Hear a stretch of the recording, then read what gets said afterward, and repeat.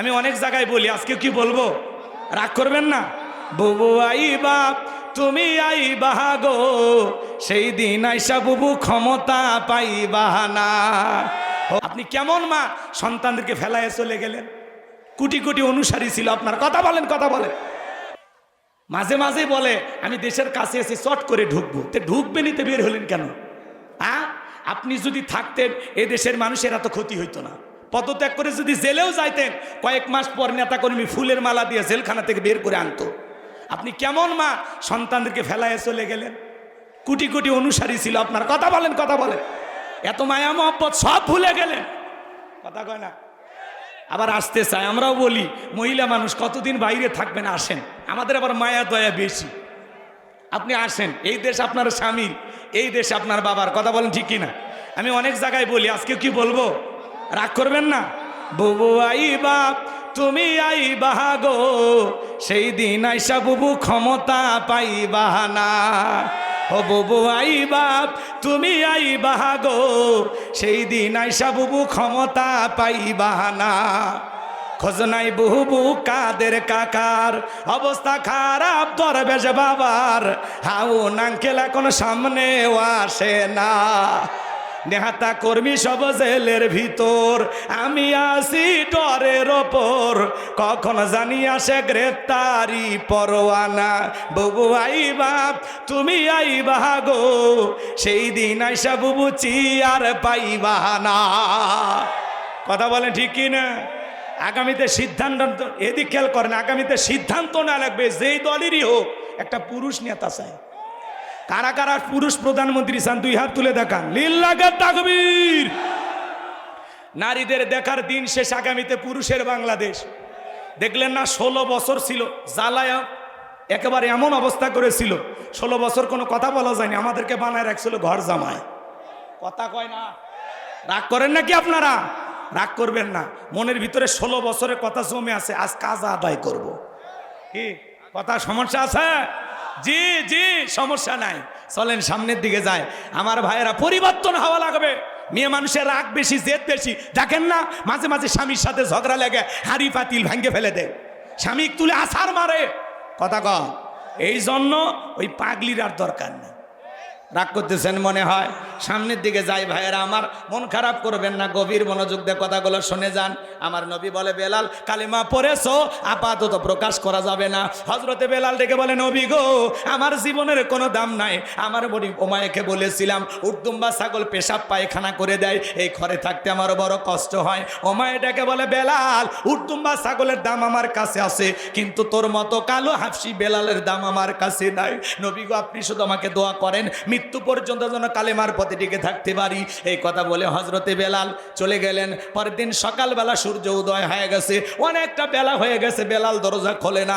অন্য চাকর যারা আছে নালিশ না চলে গেছে ওমায়ের কাছে, যা বলে, ও আমাদের মনিব, এখন পর্যন্ত বেলাল দরজা খোলে নাই, তাই নাকি? বলে, হ্যাঁ চলো যাই। দরজায় ডাক দেয়, এ বেলাল দরজা খোল। হযরতে বেলাল দরজা খোলে না। জোরে করে ধাক্কা মারছে, যখন দরজা খুইলা গেছে, তখন এইবার ওমায়ে তাকায় দেখে যেই রাত্রিতে হযরতে বেলাল কালেমা পড়ে মুসলমান হয়েছে, ওই রাত্রিতে একটা উর্দুম্বা ছাগলের কাছে কোনো পেশাব পায়খানা নাই। জোরে কোন মারহাবা।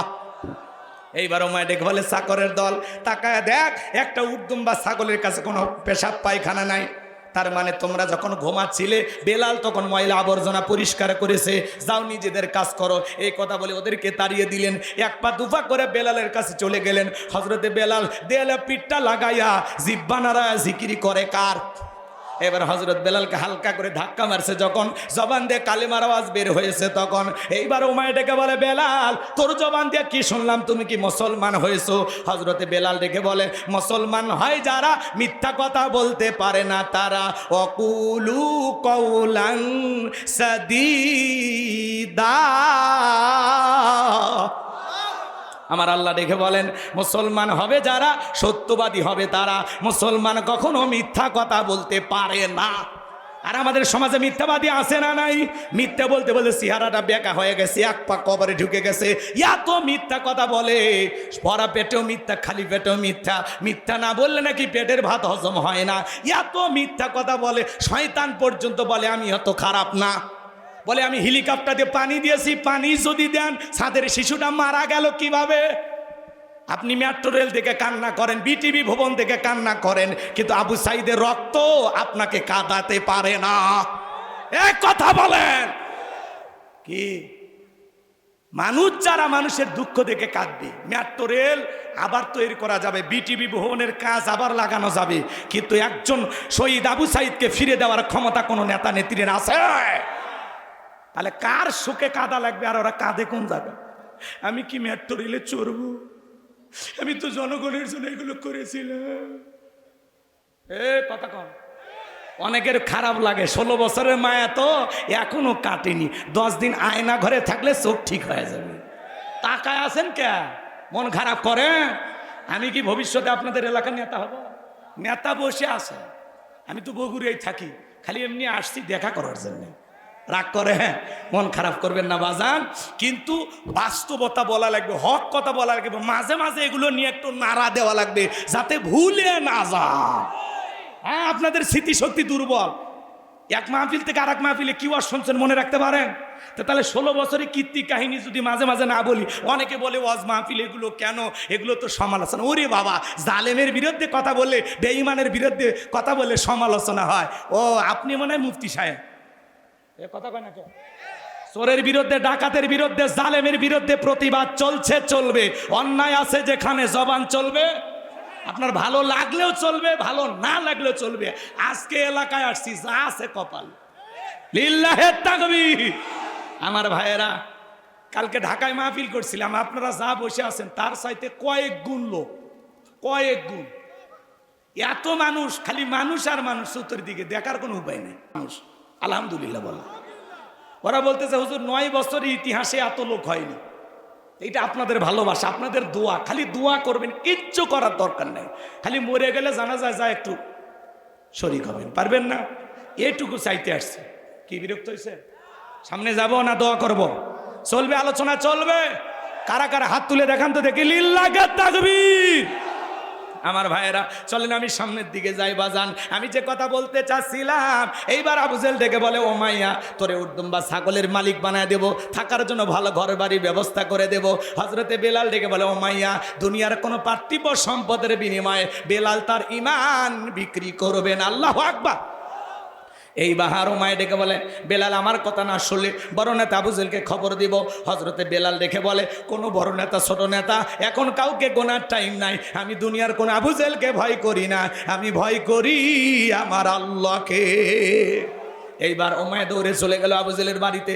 যা বলেন তার সংবাদ খুব খারাপ, আমার বাড়ির কৃতদাস বেলাল কালেমা পড়ে মুসলমান হয়েছে। তাই নাকি? বলে হ্যাঁ ঠিক আছে, যাও আমি আসতেছি। আবু জেহেলের সাঙ্গ পাঙ্গ ক্যাডার মাস্তান ছিল, বিশেষ একটা বাহিনী ছিল, যাদের কাজই হলো মুসলমানদের উপর নির্যাতন জুলুম চালানো। ওই যে আম্মার আর সুমাইয়ার কথা মনে আছে? তাদের উপরে কি নির্যাতনটা চালাইছিল, একটু অপেক্ষা করেন বাজান, আমি পরে বলতেছি। এই আবু জেহেলের একটা বাহিনী যেরকম ছিল, আজও তাম পৃথিবীর দিকে তাকায় দেখবেন জালেমেরাও নিজেদের ক্ষমতা টিকানোর জন্য একটা বাহিনী আছে। ওদের কাজই হলো টুপিওয়ালা দাড়িওয়ালা আলেমদের উপরে নির্যাতন জুলুম চালানো। কথা বলেন ঠিক কিনা?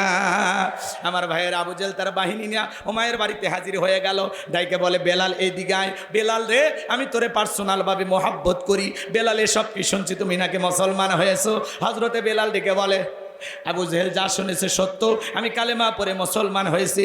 এইবার আবু জেহেল ডেকে বলে, বেলাল উর্দুম্বা ছাগলের মালিক বানায় দেব, থাকার জন্য ভালো ঘর বাড়ি ব্যবস্থা করে দেব, ব্যবসা বাণিজ্য যদি করতে চাও দেড়হাম টাকা পয়সা যা লেগে দেব। বেলাল তুমি চাইতে দেরি, তোমার চাহিদা পূরণ করতে আমরা দেরি করব না। হজরতে বেলাল ডেকে বলে, আবু জেহেল রে, দুনিয়ার সব সম্পদ যদি আমি বেলালকে দিতে চাও, দুনিয়ার সব সম্পদ ছাড়তে রাজি, কিন্তু বিশ্ব নবীর কালেমা ছাড়তে রাজি নাই। আল্লাহু আকবার। এইবার এদিক খেয়াল করেন, আজও সমাজের মধ্যে দেখবেন বেলালের মজর যারা খাঁটি ইমানদার, এরা হাসতে হাসতে ফাঁসির দড়িতে চলে, জালেমের কাছে মাথা নত করে না। কিন্তু মুনাফিক মার্কা মুসলমান যারা সকাল বিকাল টাকার কাছে বিক্রি হয়, তারা টাকা সেই দিকে ফতুয়া সেই দিকে, টাকার জোরে ফতুয়া ঘরে, বৈধকে অবৈধ বলে চালিয়ে দেয়, অবৈধকে বৈধ বলে চালিয়ে দেয়। টাকা পাইলে বাতিলের পাঁচাটা গোলাম হয়। এক প্যাকেট বিরিয়ানি পাইলে কয় ম্যাডাম আপনি জান্নাতি। এরকম হুজুর আছে না? নাই। কিন্তু মুনাফিক মার্কা মুসলমান এরা টাকার কাছে বিক্রি হয়, বেলালের উত্তরসূরি যারা এরা টাকার কাছে বিক্রি হয় না। কথা বলেন ঠিক কি না? আমার ভাইয়েরা গভীর মনোযোগ দিয়ে কথাগুলো শুনে যান। এইবার আবু জেহেল ডেকে বলে, বেলাল রে, এত বড় লোভনীয় প্রস্তাব দিলাম, রাজি হইলা না। সোজা আঙ্গুলে ঘেউ না উঠলে আঙ্গুলে একটু বাঁকা করা লাগবে। এই কথা বলে যুবকদের লিলিয়ে দিল, চাবুক দিয়ে পিটাও। হযরতে বেলালকে চাবুক দিয়ে পিটাইতে পিটাইতে কালো চামড়াগুলো ফেটে রক্ত ঝরতেছে বাজার। ওরা যত জোরে চাবুক মারে বেলাল তত জোরে আল্লাহর নামের জিকির করে। চাবুক দিয়ে পিটাইতে পিটাইতে কালো চামড়াগুলো ফেটে রক্ত ঝরতেছে। আবু জেহেল ডেকে বলে, বেলাল এইভাবে চাবুক দিয়ে পিটাইলাম, তারপরে কি নবী মুহাম্মাদের কালেমা ছাড়বি না? হযরতে বেলাল ডেকে বলে, আবু জেহেল রে, মারতে মারতে যদি মেরেও ফেলে দাও জীবনটা দিতে রাজি, কিন্তু নবীজির কালেমা ছাড়তে রাজি না। আল্লাহু আকবার। আমার ভাইয়েরা, এইবার আবু জেহেল বলে, এ যুবকের দল, বেলালের পায়ের রশি দিয়ে বাঁধো, উঠের পায়ের সঙ্গে লাগাও। হযরতে বেলালের পায়ের সঙ্গে রশি দিয়ে বেঁধে উঠের পায়ের সঙ্গে লাগাইয়া মরুভূমির উত্তপ্ত গরম বালিতে ছেঁচড়ে ছেঁচড়ে নিয়ে ঘোরা হলো। আরবের বালিগুলো এত গরম, চাল দিলে মুড়ি হয়ে যায়, এত উত্তপ্ত ফুটান্ত গরম বালিতে হযরতে বেলালের পায়ে রশি লাগাইয়া ছেঁচড়ে ছেঁচড়ে নিয়ে ঘোলা হলো। বাবলা গাছের কাঁটাগুলো জিহ্বার ভিতরে পেরেকের মতো মারা হলো। বিকেল বেলা নিয়ে এসে বলে, বেলাল চাবুক দিয়ে পিটাইলাম, পায়ে রশি লাগাইয়া নিয়ে ঘুরলাম। হে বেলাল, এত নির্যাতন জুলুম করা হলো, তারপরে কি নবী মুহাম্মাদের কালেমা ত্যাগ করবি না? হযরতে বেলাল ডেকে বলে, আবু জেহেল রে, মারতে মারতে যদি মেরেও ফেলে দাও বেলালের নিঃশ্বাস থাকবে যতদিন, বেলাল কালেমার পথে টিকে থাকবে ততদিন। আল্লাহু আকবার। এবার আবু জেহেল দেখে বলে, এ যুবকের দল, যাও সবাই মিলে একটা বড় পাথর নিয়ে আসে বেলালের বুকের উপরে চাপায়া দাও। বিশাল বড় একটা পাথর নিয়ে আসা হযরতে বেলালের বুকের উপরে চাপায়া দাও। হলো হাত বাঁধা পা বাঁধা, বুকের উপরে বিশাল বড় পাথর। আবু জেহেল মনে করলো পাথরের চাপার আঘাতে বেলাল মারা যাবে। এই কথা ভেবে কাফেরা চলে গেল। হযরতে বেলালের বুকের উপরে পাথর, এরপরে জিহ্বা নাড়ায়া জিকিরি করে কার? জিকিরি বন্ধ রাখে নাই।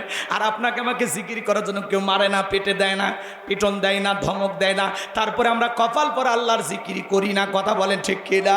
এ বাজান গো আমার, হাঁটতে হাঁটতে জিকিরি করা যায়, চলতে ফিরতে জিকিরি করা যায়, ব্যবসা বাণিজ্য করতে করতে জিকিরি করা যায়, মাঠে কাজ করতে করতে জিকিরি করা যায়। জিকিরি করার জন্য আলাদা সময় লাগে না। হাদিস শরীফের ভিতরে আসছে, যার জিকির, আল্লাহর জিকিরে যার জিহুব্বাটা তরু তাজা থাকবে, আল্লাহর জিকিরে যার জিহুব্বাটা ভিজা থাকবে, ওই জিহুব্বাওয়ালা মানুষ কোনোদিন জাহান্নামের আগুনে জ্বলবে না। বলুন সুবহানাল্লাহ। আযকুরুনি আযকুরুকুম আশকুরুলি ওয়ালা তাকফুরুন। তোমরা আমারে স্মরণ করো, আমিও তোমাদেরকে স্মরণ করব। কৃতজ্ঞতা প্রকাশ করো, অকৃতজ্ঞ হইও না। তাহলে সব সময় জবানে জিকির চালু রাখবো কার? সুবহানাল্লাহ, আলহামদুলিল্লাহ, আল্লাহু আকবার, লা ইলাহা ইল্লাল্লাহ, সুবহানাল্লাহি বিহামদিহি, সুবহানাল্লাহিল আযীম। পারবো তো ইনশাআল্লাহ? আল্লাহ যেন আমাদের জিকিরকারী বান্দা হিসেবে কবুল করেন, জোরে বলেন আমিন। হযরতে বেলাল রক্তাক্ত জিহ্বা নিয়ে বুকের উপরে পাথর নিয়ে আল্লাহর জিকির করে আর ডেকে বলে, আল্লাহ, বুকের উপরে পাথর থাকার কারণে তোমার মতো মালিকের জিকিরি করতে বড় কষ্ট হয়। তুমি তো সেই আল্লাহ, ইব্রাহিমের জন্য যদি নমরুদের আগুনকে ফুলের বাগান বানায় দিতে পারো, ও আল্লাহ তুমি কি পারো না আমি বেলালের বুকের পাথরটাকে তুলার মতো নরম বানায় দিতে? হযরতে বেলাল দোয়া করতে দেরি, আসমানের মালিক আল্লাহ দোয়া কবুল করতে দেরি করে নাই। বেলালের বুকের পাথরটাকে আমার আল্লাহ তুলার মতো নরম বানিয়ে দিয়েছেন। বলুন সুবহানাল্লাহ। আশিকে রাসূল বেলাল, নবীর পাগল বেলাল, নবীকে কতটা ভালোবাসতেন জানেন? ও গাইবান্ধার গোবিন্দগঞ্জ পশ্চিম বানিহালির মানুষেরা, দিল দিয়া কথাগুলো বুঝে যান বাজার। নবী যখন মক্কা নগরীতে পথ চলতো, বেলাল একবার ডানে আর একবার বামে যায়। আমার নবী ডেকে বলে, বেলাল বুঝিনি, একবার ডানে আর একবার বামে, ব্যাপারটা কি? হযরতে বেলাল ডেকে বলে, নবী আপনি কালেমার দাওয়াত দিন, ইসলামের প্রচার প্রসার করেন, ওই কাফেরাগুলো আপনার শত্রু, আপনাকে টার্গেট করে যদি ডান থেকে তীর নিক্ষেপ করে, নবী গো ওই তীরটা যেন সর্বপ্রথম আমি বেলালের বুকের ভেতরে ঢোকে, আবার যদি বাম থেকে নিক্ষেপ করে যেন বামে যায়। ওরা যেন বাম থেকে তীর নিক্ষেপ করলে ওই তীরটা যেন সর্বপ্রথম আমি বেলালের বুকের ভিতরে ঢোকে। আমি বেলাল মারা গেলে ইসলামের ক্ষতি হবে না, আপনি নবী মারা গেলে ইসলামের মাথা উঁচু করে সামনের দিকে দাঁড়াতে পারবে না। চিৎকার মেরে বলুন আল্লাহু আকবার। আশিকে রাসূল বেলাল, নবীর পাগল বেলাল, নবীকে কত মহব্বত করতেন জানেন? এ বাজান, বিশ্বনবী যেদিন ইন্তেকাল করেছিলেন, হযরত বেলাল ছোট্ট বাচ্চার মতো ফুফিয়ে ফুফিয়ে কান্না করে। সাহাবায়ে কেরাম সান্ত্বনা দিয়ে বলে, বেলাল এইভাবে কান্না করো না, বেলাল একটু সবর করো। হযরত বেলাল বলে, না না, নবী চলে গেছে আমি মানতে পারতেছি না, আমি বেলাল আর জীবনে কোনোদিন আজান দেব না। আমি আজান দেওয়ার পরে বিশ্বনবী ইমামতির মুসল্লায় দাঁড়াবে না, আমি বেলাল আর কোনোদিন আজান দেব না। ছোট্ট বাচ্চার মতো ফুপিয়ে ফুপিয়ে কান্না করে। বেলালের চোখের পানি যেন কোনো বাত মানে না, কারো কথা শোনে না। বিশ্বনবী সোমবারের দিন রবিউল আউয়াল মাসে ইন্তেকাল করেছিলেন। তামাম পৃথিবীর উম্মতকে কাঁদিয়ে বুধবারের দিনে বিশ্বনবীর দাফন সম্পূর্ণ হয়েছিল। আজও মদিনার সবুজ গম্বুজের নিচে আপনার আমার নবী শায়িত। হযরতে বেলাল বলে, আমি মদিনায় থাকলে পাগল হয়ে যাব। নবীজির দাফন সম্পূর্ণ হয়ে যাওয়ার পরে হযরত বেলাল মদিনা থেকে চলে গেল। 6টা মাস অতিবাহিত হয়ে যায়, বেলাল আর মদিনায় আসে না।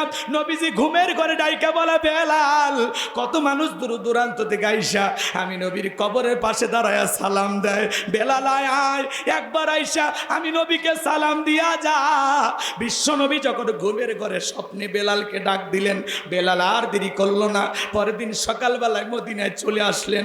ছোট ছোট বাচ্চারা পর্যন্ত বলে, মা বেলাল আসছে, একটু দেখে আসি।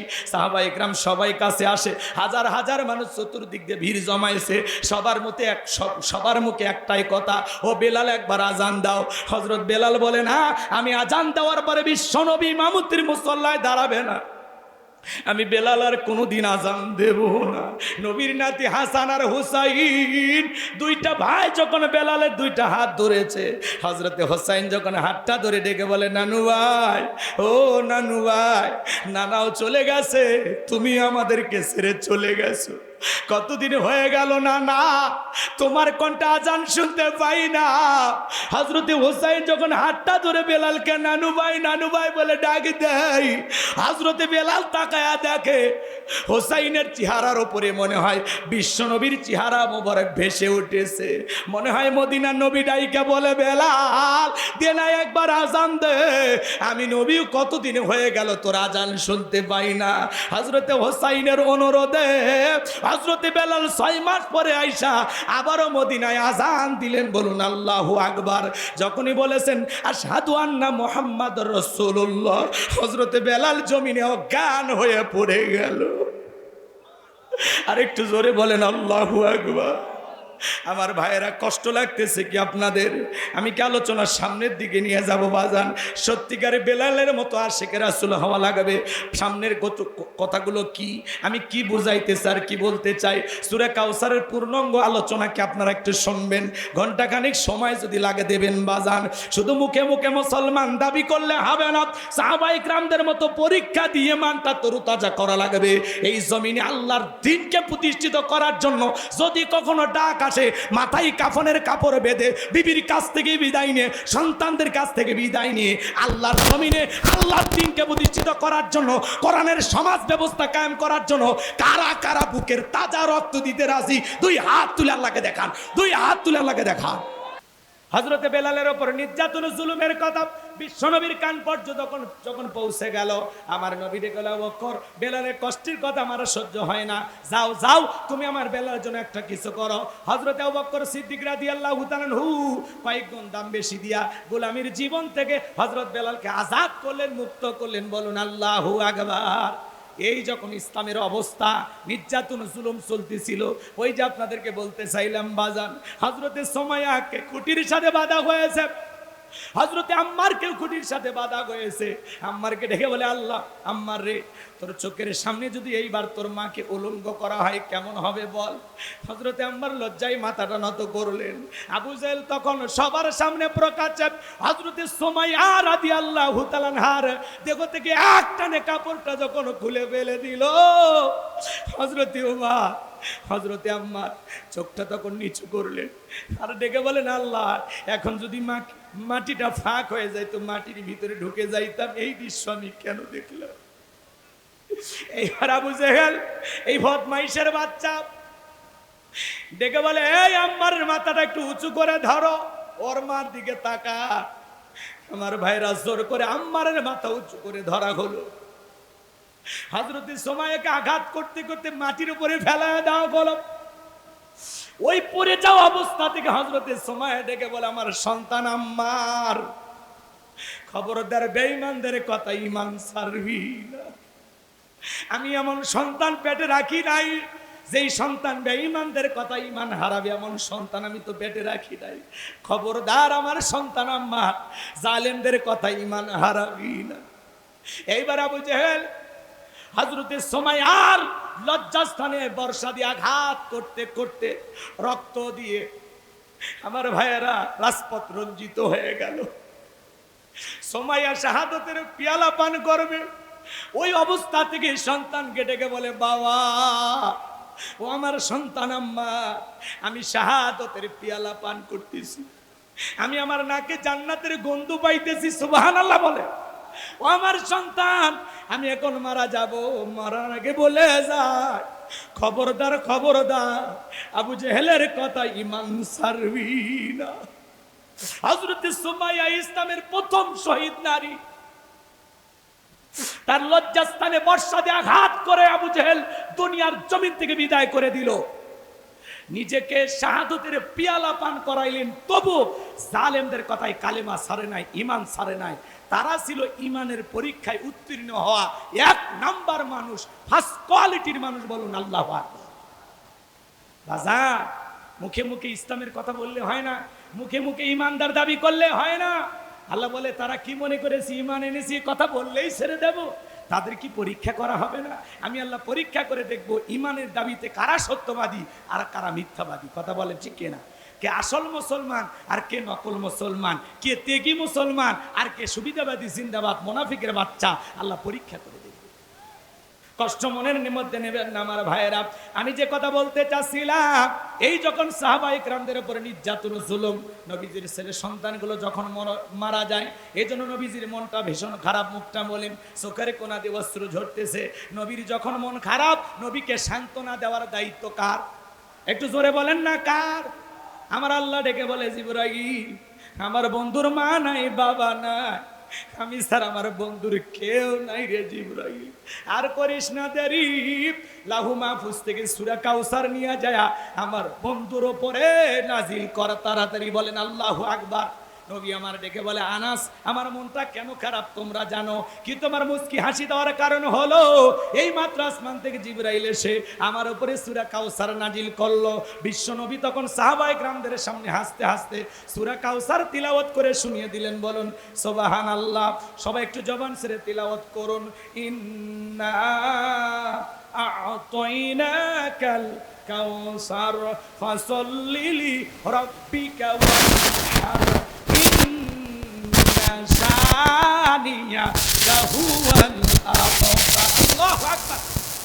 আমার আল্লাহ ডেকে বলেন,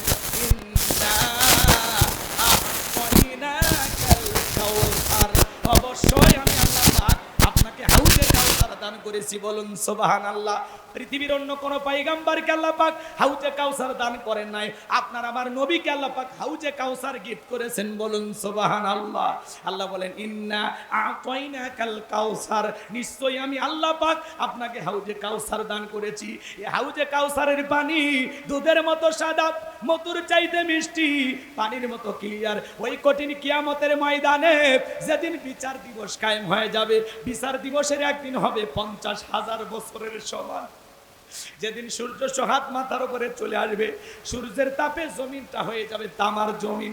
সেদিন পাহাড় পর্বত, নদী নালা, খাল বিল, বিল্ডিং ইমারত কোনো কিছু থাকবে না। কুল্লু মান আলাইহা ফান, এই পৃথিবীর সব কিছু আল্লাহ তাআলা ধ্বংস করে দেবেন। ওই কঠিন কিয়ামতের ময়দানে বেঈমানদের জিহ্বাটা ঝুলে আসবে নাভি পর্যন্ত। যেদিন মা তার সন্তানের পরিচয় দেবে না। ইয়াউমা ইয়াফিরুল মারউ মিন আখি ওয়া উম্মিহি ওয়া আবি ওয়া সাহিবাতিহি ওয়া বানি। যেদিন ভাই ভাইয়ের কাছ থেকে পালিয়ে যাবে, মাতা পিতা সন্তানের কাছ থেকে পালিয়ে যাবে, স্ত্রী স্বামীর কাছ থেকে পলায়ন করবে, ওই কঠিন কিয়ামতের ময়দানে আল্লাহর আরশের ছায়া ছাড়া আর কোনো ছায়া থাকবে না। ওই ছায়ার ভিতরে আল্লাহ পাক শাস্তির দিন মানুষকে ছায়া দান করবেন। কিয়ামতের ময়দানে এটা আল্লাহ তৈরি করা ভিআইপি গ্যালারি, সেখান থেকে তারা কিয়ামতের ফাইনাল খেলা উপভোগ করবেন। বলুন সুবহানাল্লাহ। ওই কিয়ামতের ময়দানে মানুষ দলে দলে বিশ্ব নবীর কাছে যাবেন হাউজে কাউসারের পানি পান করার জন্য। কিছু মানুষের চোখের সামনে আল্লাহ তাআলা পদ্মার আবরণ তৈরি করে দিবেন। আমার রাসূল তখন ডেকে বলবেন, আল্লাহ সংখ্যায় আমি আমার অনেক উম্মতকে দেখতে পাইলাম, কেন জানি সংখ্যাটা কমে গেল, ব্যাপারটা বুঝতে পারলাম না। আমার আল্লাহ ডেকে বলে, বন্ধু পাইকারি দরে সবাইকে আপনি হাউজে কাউসারের পানি পান করাইতে পারবেন না। দুনিয়ার জীবনে দুইটি অপরাধ করেছিল যারা, আজকে হাউজে কাউসারের পানি পাবে না তারা। কয়টা অপরাধ? দুইটা অপরাধ কি জানার দরকার আছে না নাই? এই দুইটা অপরাধ আপনার আমার ভিতরেও থাকতে পারে। কথা বলে ঠিক কি না? দুইটি অপরাধ দুনিয়ার জীবনে করবে যারা, নবীর হাতে কিয়ামতের ময়দানে হাউজে কাউসারের পানি পাবে না তারা। কয়টা অপরাধ শুনবেন? কারা কারা একটু হাত তোলে তো বাজান। তাকবীর দেন, লিল্লাহি তাকবীর। হাত নামান, একটু পরেই বলতেছি বাজান, সামনের দিকে যায়। আমি যে কথা বলতে চাচ্ছিলাম, মানুষ যখন জলে জলে যাবেন বিশ্ব নবীর হাতে হাউজে কাউসারের পানি পান করার জন্য। এদিকে শোনেন, এদিকে শোনেন, জীবনে শুনছেন কিনা শুনেন। হযরত আবু বকর সিদ্দিক রাদিয়াল্লাহু তাআলা আনহু পিয়ালাগুলো ভরায়া দিলেন। কে ভরায়া দিলেন? কথা কয় না, কে কে? হযরত আবু বকর কেমন দামি মানুষ, ইসলামের জন্য 13টা দোকান ছিল, সেই সময় সব বিক্রি করে দিয়েছে। সুবহানাল্লাহ। কালকে 9টার পরে একটু জোরে বলে। এমনি এমনি জান্নাতের সার্টিফিকেট পাওয়া যায় না। আপনার এই দুনিয়ায় 13টা দোকান 26টা করতে রাজি, দান করতে রাজি না। কি বলেন? আর হযরত আবু বকর সিদ্দিক রাদিয়াল্লাহু তাআলা আনহু ইসলামের জন্য 13টা দোকান বিক্রি করে দিয়েছিলেন। সুবহানাল্লাহ বলেন। আমার ভাইয়েরা গভীর মনোযোগ দিয়ে কথাগুলো শুনবেন বাজান। আমি গুনাহগার যে কথা বলতে চাচ্ছিলাম, হযরত আবু বকর পিয়ালাগুলো ভরায় দিবেন, মাঝখানে দাঁড়িয়ে থাকবেন হযরত ওমর। হযরত ওমর বিশ্ব নবীর হাতে দিবেন, আর নবীজি তার আদরের উম্মতদেরকে খুঁজে খুঁজে হাউজে কাউসারের পানি পান করাবেন। নবীজির হাতে কিয়ামতের ময়দানে কারা কারা হাউজে কাউসারের পানি পান করতে চান, দুইটা হাত তুলে আল্লাহকে দেখান। আল্লাহ আসমান থেকে কুদরতি নজর দিয়া তাকায় দেখো, এই গাইবান্ধার গোবিন্দাগঞ্জ, পশ্চিম বানিহালি, বৈরাগীটা হাতের আশেপাশের মানুষেরা নবীজির হাতে হাউজে কাউসারের পানি পান করতে চায়। আল্লাহ গো, কিয়ামতের ময়দানে আমাদের সবাইকে নবীজির হাতে হাউজে কাউসারের পানি পান করার তৌফিক দান করিও। জোরে বলেন আমিন। আর একটু জোরে বলেন আমিন। আল্লাহ যেন আমাদের সবাইকে রসুলের হাতে এক পেয়ালা করে হাউজে কাউসারের পানি পান করার তৌফিক দান করেন। জোরে বলেন আমিন। আরেকবার বলেন আমিন। হাত নামান। পানি চাইলেন আর পাইলেন, অতই সহজ, কাজ করা লাগবে না। আমি আপনাদের এলাকায় আসলাম, ধরেন আসার পরে একটা ছেলের হাতে কিছু চকলেট দিলাম, দিয়ে বললাম, ভাতিজা আমার জন্য এক পাতা পানি এনে তো। পানি আনে তো বাবা, আমি একটু উজু বানাবো। ওই ছেলেটা চকলেট পায়ে মারছে দৌড়, মাঝখানে আচার খাইয়ে পুড়ে গেছে, হাঁটুটা ছিলে গেছে, রক্ত বের হয়েছে। এদিক খেয়াল করেন। তারপরে ওই যে চকলেট থাকার কারণে উঠে দাঁড়াইয়া বদনা ভরিয়া পানি নিয়ে আমার সামনে হাজির। আমি তখন বললাম, বাবা এই পানিটা আনতে কি কষ্ট হয়েছে? মাঝখানে আচার খাইয়ে পুড়ে গেছে, হাঁটুটা ছিলে গেছে, রক্ত মনে হয় বের হয়েছে, ব্যথাও মনে হয় পাইছো। ওই ছেলেটা তখন চকলেটের খুশির কারণে বলতেছে, আমি এরকম কত পরে যাই, আমার কিছুই হয় না। কথা কয় না, কথা কয় না। ওই ছেলেটা চকলেট থাকার খুশির আনন্দের কারণে এই ব্যথাকে ব্যথা মনে করতেছে না। কিয়ামতের ময়দানে নবীজির হাতে হাউজে কাউসারের পানি যদি আপনার আমার কিসমতে, তকদিরে, ভাগ্যে জুটে যায়, কিয়ামতের কঠিন দিন আপনার কাছে কঠিন মনে হবে না, আল্লাহ সহজ করে দেবে। নবীজির হাতে এক পেয়ালা হাউজে কাউসারের পানি, রসুলকে দেখবেন। আবার নবীজির হাতের প্রথম আপ্যায়ন হাউজে কাউসারের পানির দ্বারা। সুবহানাল্লাহ বলেন। এই দৃশ্যের মুখোমুখি হতে চান? কথা বলেন, এই দৃশ্যের মুখোমুখি হতে চান? নবীজির হাতে হাউজে কাউসারের পানি পান করলে জান্নাতে ঢোকা পর্যন্ত তার তৃষ্ণাই লাগবে না, তৃষ্ণা মিটে যাবে, বলুন সুবহানাল্লাহ। নবীজির হাতে হাউজে কাউসারের পানি আর আল্লাহর আরশের নিচে ছায়া, ভাগ্যে যদি জুটে যায় কিয়ামতের ময়দানে এই ব্যক্তিগুলো জান্নাতি, তাদের আর কোনো টেনশনই নাই। আল্লাহ জানে দুই জায়গাতে আমাদেরকে থাকার তৌফিক দান করে। একটু জোরে বলেন আমিন। এবার হাউজে কাউসারের পানি চাইলেই তো পাওয়া যাবে না, কাজ করতে হবে, ঠান্ডা পানি দিয়ে উযু বানায়া নামাজ পড়তে হবে। কথা কয় না, কথা কয় না। একটু নতুন মুসল্লি হঠাৎ করে নামাজ ধরেছে, পুরাতন মুসল্লি যারা আগে থেকে নামাজ পড়ে নিয়মিত, এরা এই নতুন মুসল্লি দেখে ঠাট্টা বিদ্রুপ করে। আজকে আবার সূর্য কোন দিক উঠছে, উত্তর পাড়ার বাদশা দিকে মসজিদে। কথা কয় না ভাই, এরকম ঠাট্টা বিদ্রুপ করে কিনা? আপনি তো দাওয়াত দিয়ে 5 জনকে মসজিদে আনতে পারেন না, হঠাৎ করে কেউ নামাজ ধরেছে, তারে নিয়ে কেন সমালোচনা করেন? ও 2 দিন পড়বে না 2 ওয়াক্ত পড়বে, ওটা ওর ব্যাপার। কথা কয়, পারলে তার জন্য দোয়া করো যে ভাতিজা তুমি হঠাৎ করে মসজিদে আসছো, দেখে তো দিলটা ভরে গেছে, আমি খুব খুশি হয়েছি। আল্লাহর কাছে দোয়া করি আল্লাহ যেন তোমাকে মসজিদে এসে 5 ওয়াক্ত সালাত জামাতের সহিত আদায় করার তৌফিক দান করো। অন্তর থেকে দোয়া করেন, কলিজাটা বড় করেন, ভালোবেসে বুকে টানেন, ঘৃণা না, আমরা ছড়াবো ভালোবাসা। কথা কয় না, আমরা ফুলের সৌরভ ছড়াবো, ভালোবেসে মানুষকে বুকে টানবো। যেই লোকটা আপনার সাথে হঠাৎ করে নামাজ পড়লে আসরের, তারে ধৈরা বইরে গিয়ে হাটে যা চা খান, একটু মেলামেশা করেন, ওঠা বসা করেন। কথা কয় না, তা পারবেন না, সমালোচনা হরে নতুন নতুন মুসল্লি। কথা কয় না, এরকম আপনাদের এলাকায় হয় না, আমি বগুড়ার কথা বলতেছি না, ভারতে হয়, এই দেশে তো হয়ই না। রাগ করতেছেন মনে হয়? তাহলে এদিক খেয়াল করেন বাজান, যুবক বয়সে একটু দাঁড়িয়ে রাখছে, ওইটা নিয়ে সমালোচনা। এই বয়সে বুড়ের ভাব ধরলি, কথা কয় না। যুবক বয়সে দাঁড়িয়ে রেখে বউ নিয়ে ঘুরতে গেছে, কয় ভাবি আসসালামু আলাইকুম, সাথে চাচার খবর কি? বউ বাড়িতে এসে রাগ করে, তোমার সাথে বাহিরে যাওয়া যায় না, আমারে ডাকে ভাবি আর তোমার ডাকে চাচা।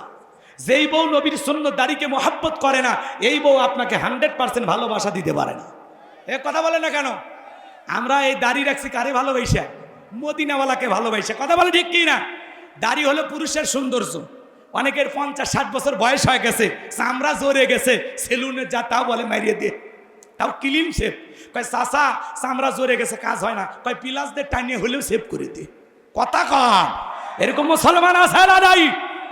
কয় চাচা এই বসে দাড়িটা ছাড়িয়ে দেন, আর রাইখে না। কয় চুলকে চুলকে, তোমার চুলকেনি ধরছে দাড়ির ভিতরে, কবরে ঢোকো, ফেরেশতারা মলম নিয়ে বসে আছে, এমন চুলকানির মলম লাগায় দেবে, জীবনে টের পাইবা। কথা কন ঠিক কি না?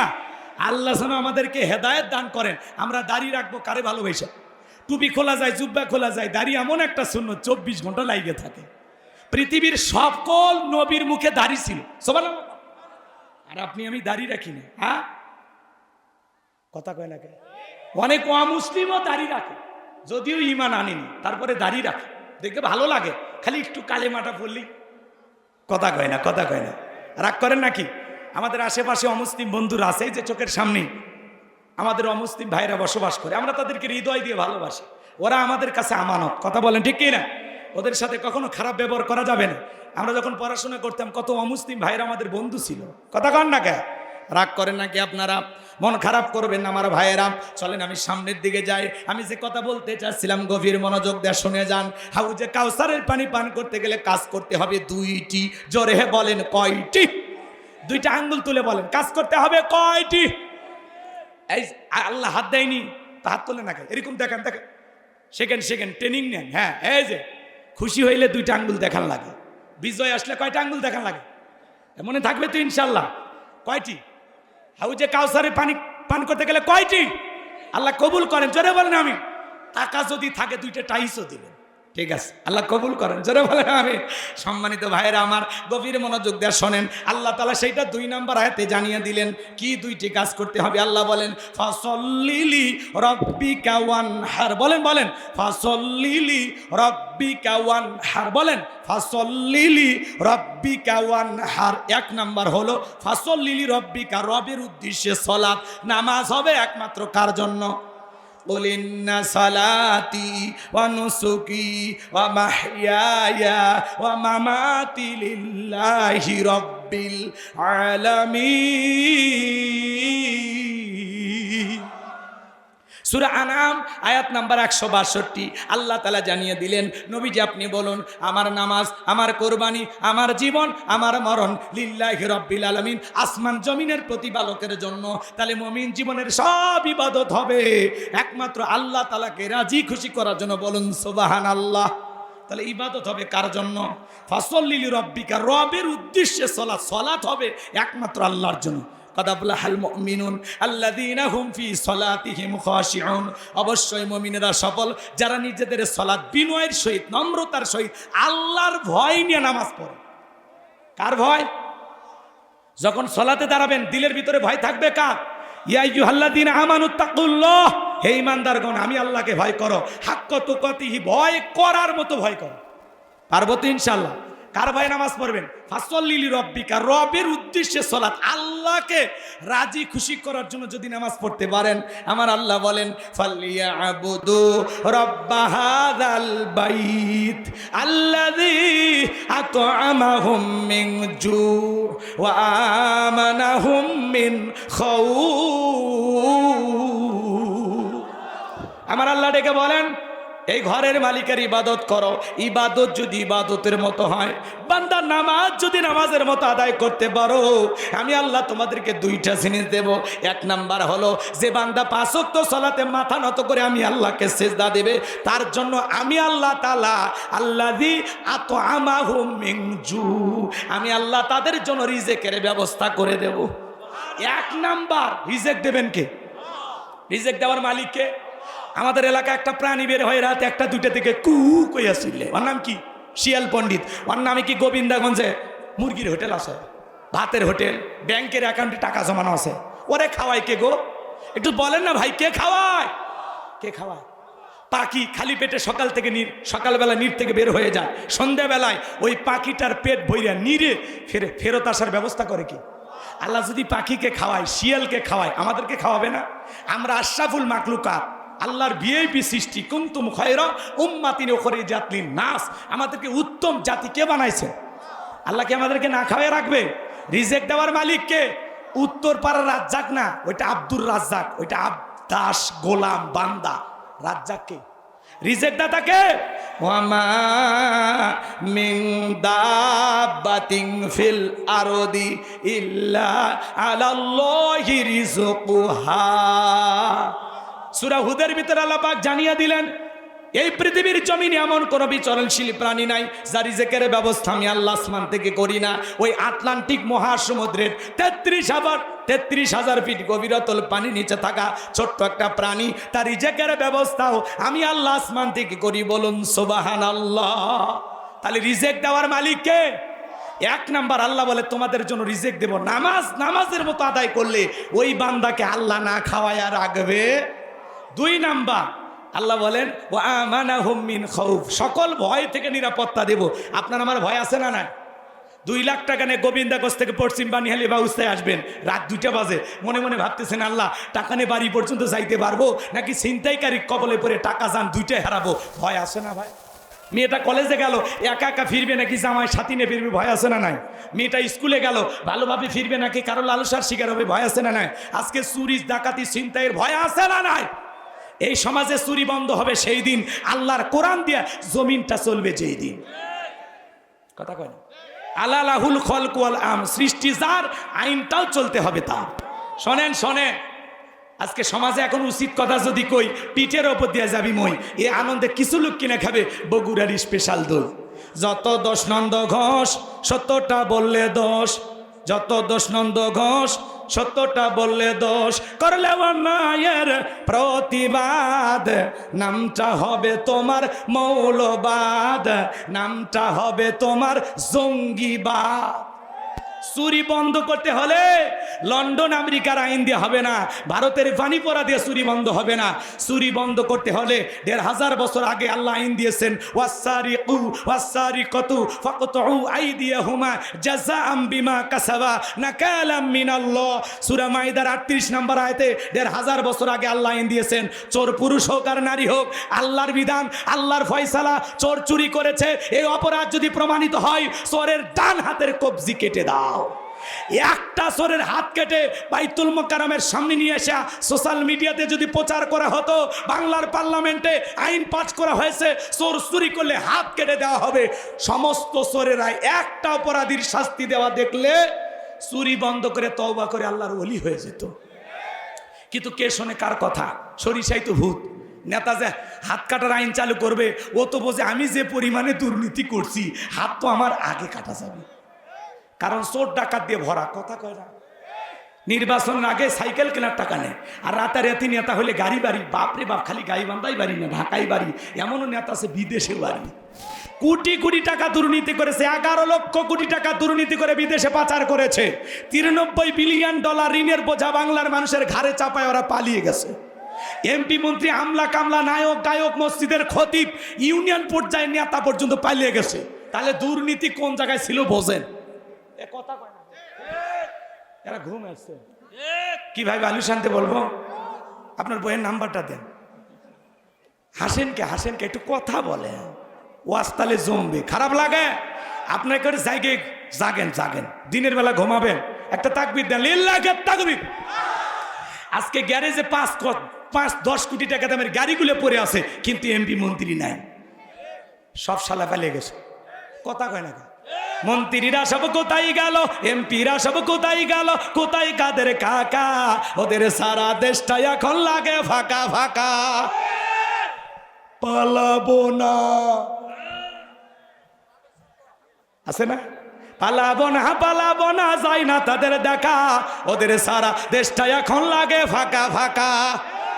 আইন মন্ত্রী আটকে গেল আইনেরই ফাঁকে, দাড়ি সারা দরবেশটারে ভণ্ড ভণ্ড লাগে। শুনেছি ভাই কত নেতা নেত্রী খাইতেছে ভাই ডান্ডা, বিচারপতি কালামানিকের ফাটিয়েছে নাকি আন্ডা। এটা আমার খবর না, মিডিয়ার খবর। এই বিচারপতি শামসুদ্দিন মানিক আল্লামা সাইদি হুজুরকে মৃত্যুদণ্ডের রায় দিয়েছিল। আমরা বলতে চাই, যেই ট্রাইব্যুনালে কোরআনের পাকে আল্লামা সাইদি হুজুরকে মৃত্যুদণ্ডের রায় দিয়েছিল, ওই বিচারপতি কুখ্যাত কালামানিককে মৃত্যুদণ্ডের রায় দিতেই হবে। এই বিচারপতি মানিক টকশোতে বসে আমার বোনকে অপমান করেছিল, ছাত্র আন্দোলন সবাইকে রাজাকারের বাচ্চা বলে গালি দিয়েছিল, এই দেশের 116 জন আলেমের তালিকা করে দুদকের কাছে জমা দিয়েছিল। আমার মতো গাইবান্ধার ভাঙ্গা বক্তা, রোল নাম্বার ছিল 23, সিরিয়াল আমার নাম্বার কত? আপনারা চিনলেন না, ওরা ঠিকই চিনে জিনিসটা কি। আমার 2টা ওয়াজ ভুল ধরেছিল, কি ওয়াজ দরকার নেই, হক কথা। যখন বুঝবেন আপনার উপরে বাতিলের চোখ পড়েছে, তার মানে দাওয়াত জায়গা মতো হচ্ছে। কথা কয় না? 116 জন আলিমের তালিকা, তার মধ্যে আমার রোল নাম্বার 23। চিন্তা করে এরা তখন কি করছে? ঘাতক দালাল নির্মল কুমুটি এরা দুদকের কাছে জমা দিয়েছিল। আচ্ছা, যারা আলেমদের তালিকা করেছিল ওরা বিনা তালিকায় কলার পাতায় শুয়ে রাখছে কি? এজন্য আলেমদেরকে লাঞ্ছিত করতে নাই। বিগত সরকারের পতন হওয়ার পিছনে, তার এই ক্ষমতার চেয়ার ভেঙে যাওয়ার পিছনে একমাত্র কারণ হলো আলেমদের গায়ে হাত দেওয়া। এটা হলো তার জীবনের সবচেয়ে বড় অপরাধ। এই জন্য আগামীতে আমরা বলতে চাই, যারা ক্ষমতায় আসতে চাচ্ছেন, আলেমদেরকে মাইনাস করে আগামীতে বাংলার জমিনে কাউকে কিছু করতে দেওয়া হবে না। আলেমদেরকে মাইনাস করতে চাইলে এই বাংলাদেশের মানচিত্র থেকে আল্লাহ আপনাদেরকে মাইনাস করে দেবে। এই জন্য সাবধান।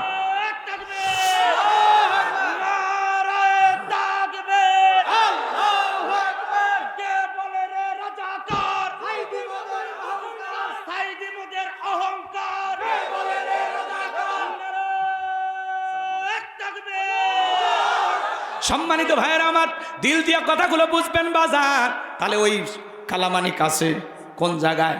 কলার পাতা শুয়ে আছে। পুলিশ বলতেছে যে ভাই, ছাগল এসে কলার পাতা খাইতে এসে কোনটা খাইয়ে ফেলে দে, অতএব চলে। পলকের ঝলক গেল থামিয়ে নেটের চাকা, ওদের সারা দেশটা এখন লাগে ফাঁকা ফাঁকা। কোথায় গেল সংসদেতে মমতাজের গান, কোথায় গেল হযরত বলা স্বামী ওসমান?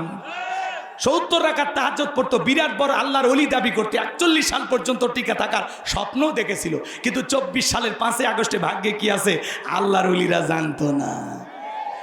ওরা আছে মাইক পেলে বলতে খেলা হবে, আর একজন আর শরীরই চলে না, তাও মানুষের সাথে ঠাট্টা বিদ্রুপ করে বলতো খেলা হবে। আছে না? শরীরই চলে না, তাও ঠাট্টা বিদ্রুপ করত। ইনি ছিল আসলে বিনোদনের নেতা, জনগণকে মাঝে মাঝে বিনোদন দিত। রাগ করতেছেন মনে হয়, দিলদারের ছোট ভাই। কথা কন না গে, সামনের দিকে যাই বাজান, মন খারাপ করবেন না।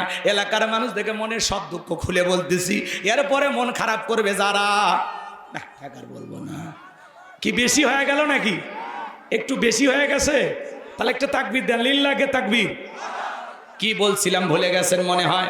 এদিক খেয়াল করেন মাজান, ফাসল্লি লিরাব্বিকা ওয়ানহার, রবের উদ্দেশ্যে সালাত আদায় করা লাগবে। নামাজের মতো আদায় করলে আল্লাহ রিজিকের ব্যবস্থা করবে। আর 2 নাম্বার, সকল ভয় থেকে নিরাপত্তা দেবে।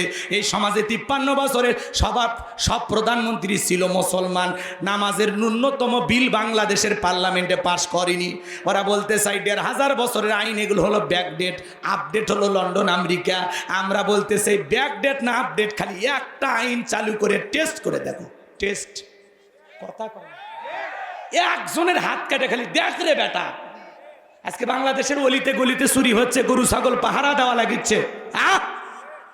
আমার যেখানে আমার শ্বশুর বাড়ি, সেখানে 2 দল পাহারা দেয় রাতের বেলা, চুরি। কথা কয় না? হ্যাঁ, কয়েকটা অটো চুরি হয়ে গেছে, এই জন্য পাহারা দিচ্ছে। বাড়িতে যা মেশিন থাকে না, টিলের কথা কয় না, ওগুলো চুরি হয়ে গেছে। ওরা বলতেছে যে কায়দায় শুরু হয়েছে, কোন দিন জানি বউডারে নিয়ে যায়, ওই জন্য ওরা পাহারা দেওয়া শুরু করছে। তাহলে চিন্তা করেন, বাংলাদেশে মসজিদের স্যান্ডেল চুরি বন্ধ করতে পারছি। আজ পর্যন্ত আমার 3 জোড়া স্যান্ডেল চুরি হয়েছে। কয় জোড়া? 2 বছর আগে আমি যে মসজিদে জুমার খতিব, সেই মসজিদ থেকে মাইক চুরি করে নিয়ে গেছে। এজন্য চোরে না শোনে ধর্মের কাহিনী। এই যে ডক্টর মিজানুর রহমান আজারি হয়, তার মাহফিলে লক্ষ লক্ষ মানুষ হয়, সেখানে কিছু মানুষের মোবাইল, মহিলাদের গলার চেন চুরি হয়। তো দোষ কি হুজুরের না আয়োজক কমিটির? কারণ চোরেরা ওই সুযোগটা কাজে লাগায়। যত ভিড়, যত গ্যাঞ্জাম, তত চোরের পকেট ভারী। কোন সুযোগে মোবাইল তুলে নিছে আপনি টেরই পাননি। আপনার সাথে ধাক্কা লাগে, ভাই লাগছে নাকি, ব্যথা পাইছেন, এই সুযোগে মোবাইল নেওয়া শেষ। কি কাটিং মাস্টার গো, কথা কয় না। রাগ করতেছেন মনে হয়, সামনের দিকে যাই বাজান, মন খারাপ করবেন না। আমি যে কথা বলতে চাই, আল্লাহ তাআলা বলেন ফাসল্লি লিরাব্বিকা, রবের উদ্দেশ্যে সালাত। একমাত্র আল্লাহ তাআলাকে রাজি খুশি করার জন্য সালাত হবে। কার জন্য? আল্লাহকে রাজি খুশি করার জন্য। কারা কারা 5 ওয়াক্ত সালাত আদায় করবেন? 2টা হাত তুলে আল্লাহকে দেখান। আল্লাহ আমাদের সবাইকে নামাজি বানায় দেন। জোরে বলেন আমিন। আরেকটু জোরে বলেন আমিন। হাত নামান। বিশ্বনবীর রূহটা বের হয়ে যাবে। কয়েকটি কথা বললেন, তার মধ্যে উম্মতদেরকে বললেন আসসালাত আসসালাত, আমার উম্মতেরা নামাজ।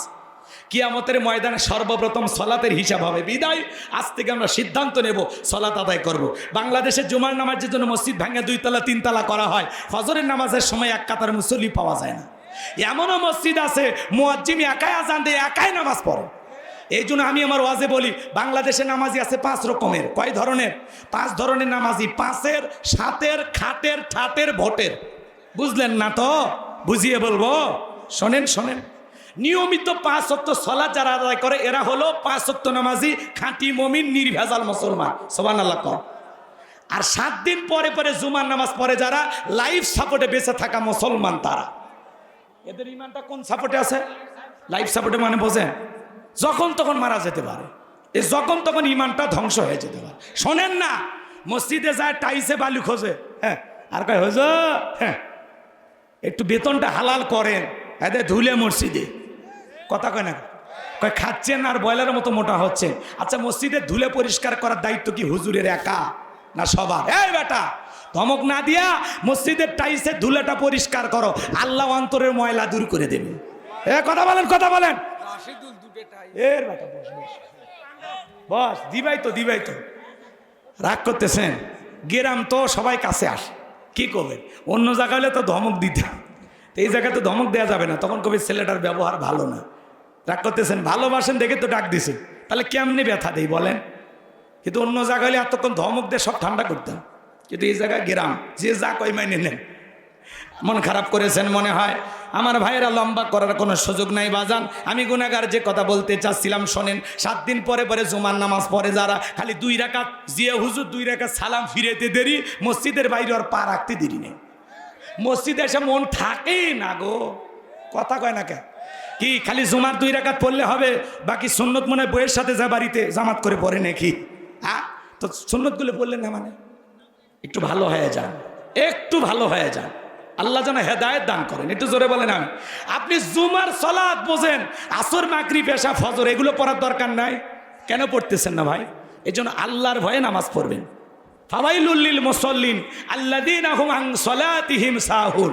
হতভাগা সেই সমস্ত নামাজি, দুর্ভাগা কপাল পোড়া যারা লোক দেখানোর জন্য সালাত আদায় করে, 7 দিন পরে জুমার নামাজ পড়তে না গেলে বউ গালি দেয়, এত ঝাঁটা বাইর করছি, যাও তো মসজিদত যাও। কি শয়তান, মসজিদে যাবার চাই না, বউ গালি দেয়, কথা কন। তাহলে 7 দিন পরে পরে জুমার নামাজ পড়ে যারা, এরা হলো সাতের মুসল্লি। আর মানুষ মরে গেলে জানাজার নামাজ পড়ে যারা, এরা হলো খাটের মুসল্লি। মসজিদের মাইকে এলান হয় ফজরের পরে, এই গ্রামের অমুক ব্যক্তি মারা গেছে, ইন্না লিল্লাহি ওয়া ইন্না ইলাইহি রাজিউন। তখন বউকে বলতেছে, ফজরের পরে ওদের মফিদুল কি বললো শুনলি না, কি হয়েছে? কয়েকটা অমুক মারা গেছে। হাই রে, 2 দিন আগেই পরে গিয়ে হাটে চা খেলেন, চায়ের বিল দিবার দিল না। কয় ভাই আমি বিল দিব, বেঁচে থাকলে আরো 10 দিন বিলটা দিত। মরে গেছে, পাঞ্জাবিটা ধুয়ে দিয়ে দুপুরের পরে জানাজা হবে, জহর পরে জানাজা। মাঠে কাজ করে যখন আজান হয়েছে আল্লাহু আকবার আল্লাহু আকবার, দৌড়ে চলে আসছে।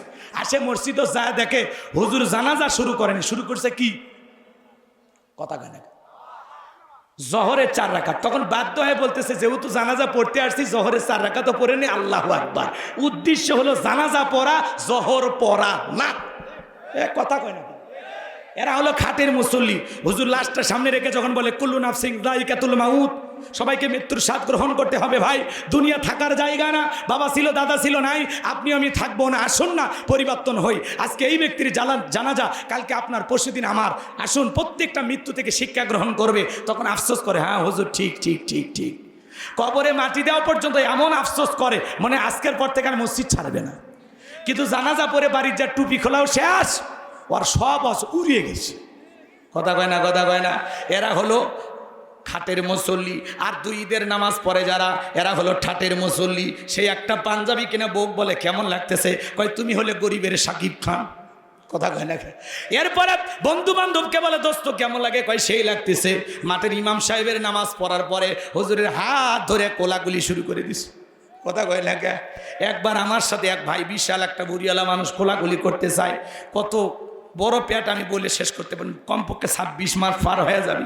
এমন কায়দা আমার বুকে নিতে চাই, মাঝখানে পেট হলো ব্যারিকেড। ও যতই বুকে নিতে চায়, আমি তো বুকে যেতে চাই, কিন্তু হয় না। কিসের কোলাকুলি, মাঝখানে হচ্ছে খালি পেটা পেটি।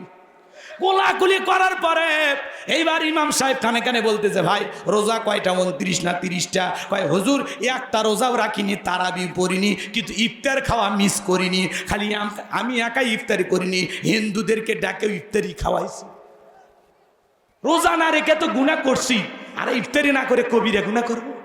এরকম কিছু আজগবি মুসল্লি আছে, এরা মনে করে ইফতারি করলেই সব। তোমার না রোজা নাই, নামাজ নাই, ইফতারি করে সব কোন হুজুর কয়। কথা বল নাকি আপনারা? ভালো হয়ে যান, ভালো হয়ে যান। যখন রমজান মাস আসে, পেটত লাঠিকে ঠেলে থো, কয় গ্যাস গ্যাস গ্যাস, এত চাপ দিয়েছে লাঠি দিয়ে গ্যাস আটকাচ্ছে। যখন আসে রমজান মাস, পেটে দেয় ডিজিটাল গ্যাস, ভ্যাস ধরে ভ্যাস, না খায় থাকতে পারি না, বমি বমি হয়, একে নারী ভুরি বাইর হয়ে আসবে। কবরে যা ফেরেশতারা নারী ভুরি বাইর করার জন্য রেডি হয়ে আছে, বাটাম নিয়ে খালি ফাইটে ফেলে দিবি। কথা কন।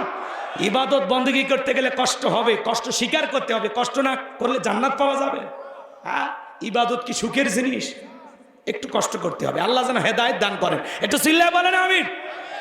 আর নির্বাচনের আগে যারা মাথায় টুপি পরে, ভাইয়ের আমার, আগামীতে যদি আমাকে নির্বাচিত করতে পারেন, গ্যাস দিব, বিদ্যুৎ দিব, রাস্তাঘাট ব্রিজ উন্নয়নের জোয়ারে ভাসিয়ে ডুবিয়ে মারবো ইনশাল্লাহ। আছে না ভাই? এরা হলো নির্বাচনের আগে মাথায় টুপি পরে জনগণের সামনে হাজির হয় যারা, ধর্ম ব্যবসায়ী তারা। আর আলেমদেরকে যারা বলবে ধর্ম ব্যবসায়ী, এদের জন্মের ঠিক নেই। কারণ আলেমেরা 12 মাস টুপি পরে, এরা রেডিমেড মুসল্লি না, এরা নিয়মিত মুসল্লি। আপনি নির্বাচনের আগে মাথায় টুপি, মুখে দাড়ি, গায়ে লম্বা পাঞ্জাবি, মনে আসমান থেকে জিবরাইলের খালাতো ভাই হাজির হয়েছে, এরকম আছে না নাই? হ্যাঁ, রাস্তাঘাটের ব্রিজে ঢুকানোর কথা, রড ঢুকে দেয় বাঁশ, ব্রিজ উদ্বোধন করার রুকুত চলে যায়, 5 কোটি টাকা তার রাস্তার বরাদ্দ হয়, রাস্তার মধ্যে কোনো মতে পিচ কালো করে থই, ছাগল পেশাব করলে ভেঙে যায়। এরকম দুর্নীতিবাজ আছে না না? আর ওদের পিছনে আপনারা স্লোগান দেন বল্টু ভাইয়ের চরিত্র ফুলের মতো পবিত্র, নামাজ পড়ে এক ওয়াক্ত, গাঁজা খাই 5 ওয়াক্ত, গুমচুরিতে পাকাপোক্ত, শয়তানের 1 নাম্বার ভক্ত, হুজুর যে যেন খুবই শক্ত, চুষে খাই গরিবের রক্ত। ওই ভণ্ডদের কাছে যাওয়া যাবে? পোস্টারে লেখা আছে গরিবের বন্ধু, ভোট দিয়ে দেখেন গরিবের কয় নাম্বার শত্রু। একটা বয়স্ক ভাতার কাঠ নিবের গেলে 2-1 হাজার খায়, এরকম আছে না নাই?